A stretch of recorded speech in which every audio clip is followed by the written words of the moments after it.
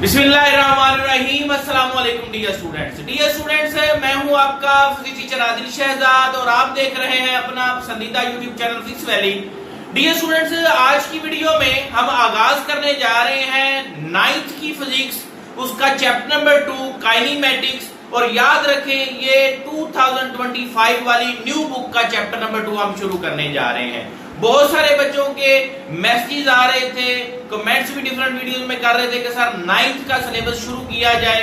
तो अब बच्चों इंतजार की घड़ियां खत्म, इंशाल्लाह अब डेली बेसिस पे आपके लेक्चर्स 9th के आते रहेंगे और आपको मिलते रहेंगे। आइए आगाज करते हैं, चैप्टर नंबर 2 से आगाज कर रहे हैं न्यू बुक का। जी चैप्टर का नाम क्या है? काइनेमेटिक्स। और आज के लेक्चर में जो हमने मेन इसकी चीजें डिस्कस करनी है वो वेक्टर्स और स्केलर्स का कॉन्सेप्ट डिस्कस करना है, जो पहला ही टॉपिक है। लेकिन उससे पहले जो पहला पैराग्राफ दिया हुआ है उसमें बहुत इंपॉर्टेंट शॉर्ट क्वेश्चन है और एमसीक्यूज हैं, पहले उनको देखते हैं। सबसे पहली जो चीज बच्चों इसमें है वो आपके पास है मैकेनिक्स क्या होती है, मैकेनिक्स की डेफिनेशन। What is mechanics? तो बच्चों सबसे पहले हम मैकेनिक्स की डेफिनेशन डिस्कस करेंगे। मैकेनिक्स बच्चों मेन जो है ये मोशन की ब्रांच है, या आप कह लें कि ये ब्रांच ऑफ फिजिक्स है जिसमें आप टोटली किस चीज को स्टडी करते हैं? मोशन को स्टडी करते हैं। मोशन क्यों हो रही है, कैसे हो रही है, उसके ऊपर कौन कौन सी फोर्सेस लग रही हैं, उसके काजेस क्या हैं, उसके इफेक्ट्स क्या हैं, ये सारी की सारी चीजें आप किसमें स्टडी करते हैं? मैकेनिक्स में करते हैं। आइए जरा इसकी डेफिनेशन लिखते हैं। ये बच्चों क्या है मैकेनिक्स? ये ब्रांच ऑफ फिजिक्स है। किसकी ब्रांच है बच्चों? फिजिक्स। इन विच, जिसमें आप क्या करते हैं? इन विच वी स्टडी, हम स्टडी करते हैं अबाउट मोशन, हरकत के बारे में, मोशन के बारे में, इट्स काजिस, इसकी वजूहात क्या है, एंड इट्स इफेक्ट्स, और इसके असरात क्या क्या हैं। ठीक है जी। तो ये बच्चों मैकेनिक्स की डेफिनेशन हो गई कि ब्रांच ऑफ फिजिक्स, ये फिजिक्स की ब्रांच है जिसमें आप क्या डिस्कस करते हैं? मोशन क्यों होती है, उसके काजिस क्या हैं और उसके इफेक्ट्स क्या हैं। मजीद 2 डेफिनेशन है, या आप कह सकते हैं हेडिंग भी दे सकते हैं, types of mechanics, types of mechanics. बच्चों मैकेनिक्स की 2 मेन टाइप्स हैं, जो बेसिक जो मेन टाइप्स हैं वो इसकी 2 हैं। सबसे पहली बच्चों जो आपके पास है वो है जो आपका ये चैप्टर भी है, क्या जी? काइनेमेटिक्स। क्या है? काइनेमेटिक्स। मतलब अब आपका चैप्टर जो है वो डिफाइन होने जा रहा है। काइनेमेटिक्स में जो आपके पास फिजिक्स की ब्रांच है, या इसमें भी आप क्या डिस्कस करते हैं? मोशन को ही स्टडी करते हैं। इसकी डिफाइन लिखें। ये बच्चों बेसिकली क्या है? ब्रांच ऑफ मैकेनिक्स, क्योंकि अब ये मैकेनिक्स की ब्रांच आ गई है। मैकेनिक्स, इसमें क्या करते हैं? इन विच, इसमें आप क्या करते हैं? वी स्टडी, हम स्टडी करते हैं किसको? अबाउट मोशन, जस्ट हरकत को डिस्कस करते हैं। आगे क्या जी? Without discussing its causes and effects.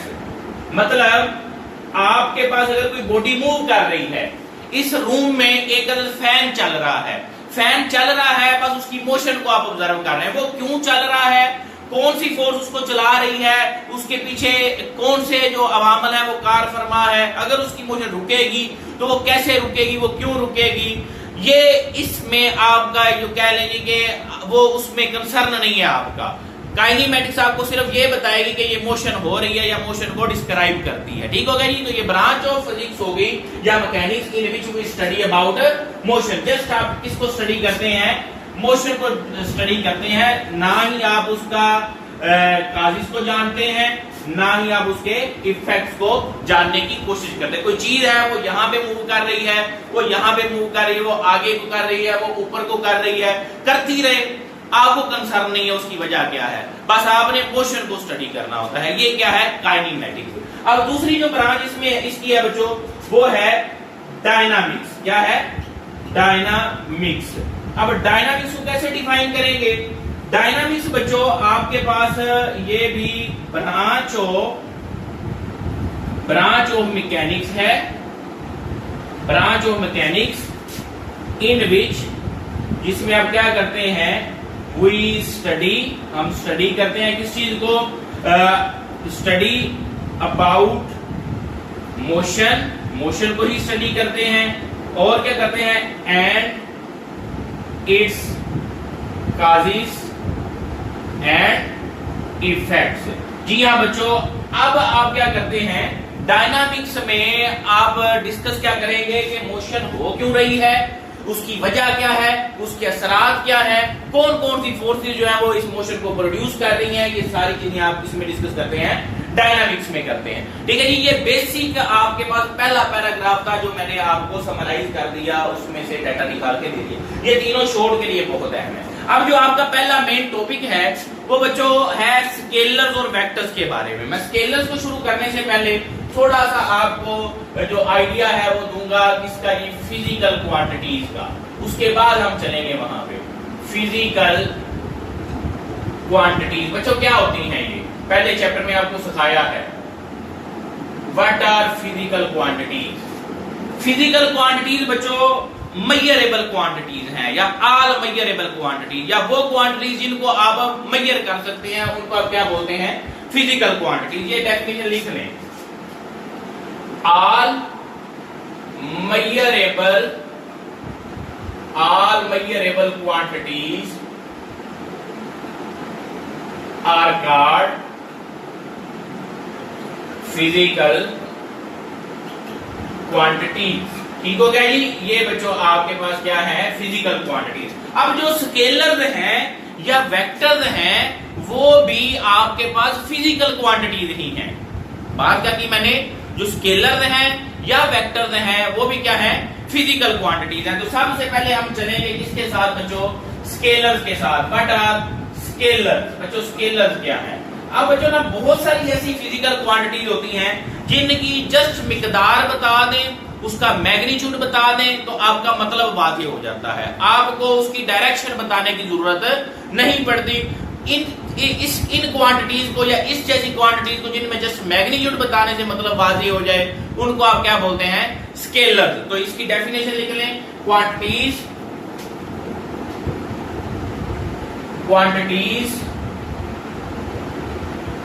which require only magnitude, just जिनके आप कह लेंगे कि आपको जरूरत होती है सिर्फ मैग्नीट्यूड की, which require only magnitude for their complete representation। इनके लिए जस्ट आपको मैग्नीट्यूड बता देने से मतलब वाज़ेह हो जाता है। जस्ट क्या चीज बोला बच्चों? मैग्नीट्यूड। मैं यहां पे एक और पॉइंट लिख देता हूं, they are directionless quantities. इनकी डायरेक्शन कोई नहीं होती।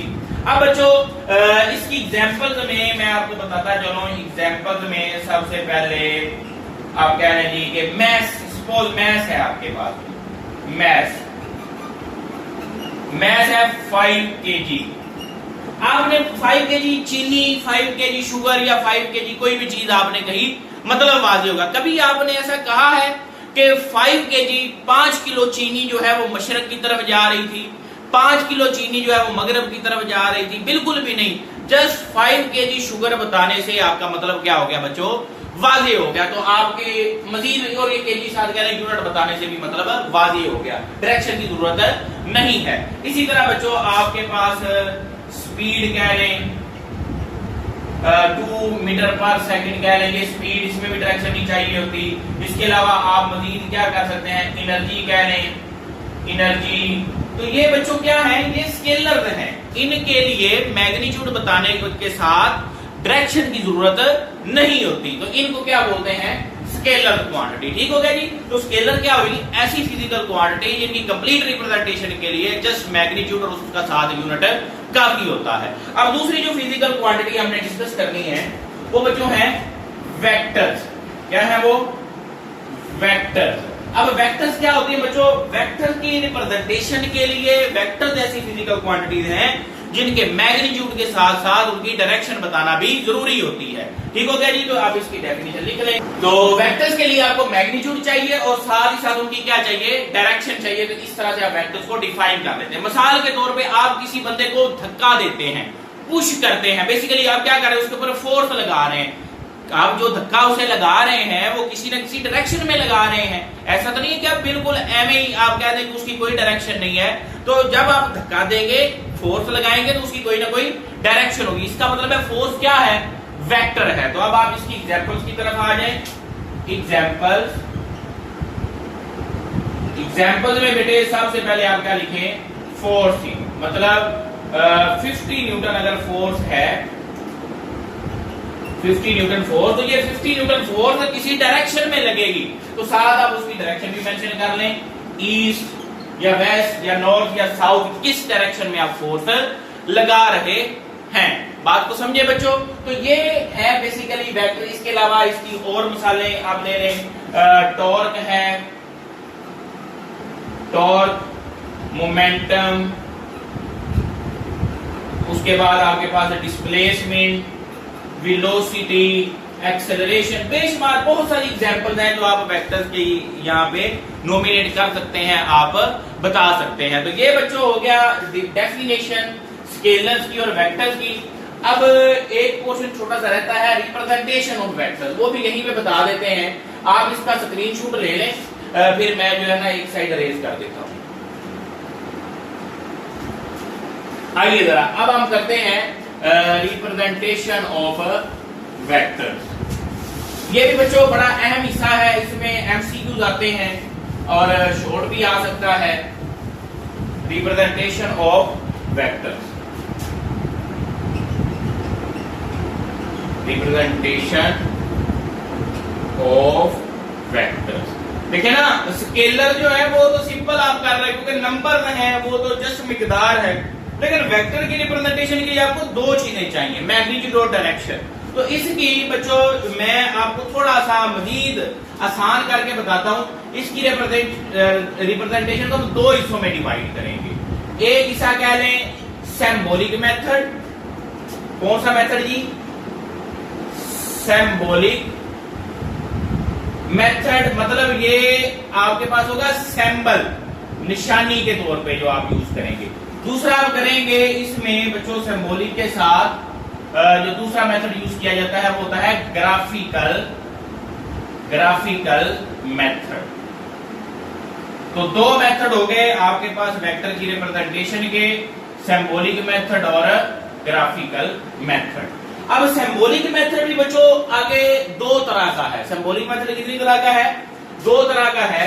एक आप इसमें लिखेंगे बुक फॉर्म, मतलब जो किताब में लिखा हुआ आता है, जो प्रिंट में आप निकालते हैं। एक होता है हैंड रिटन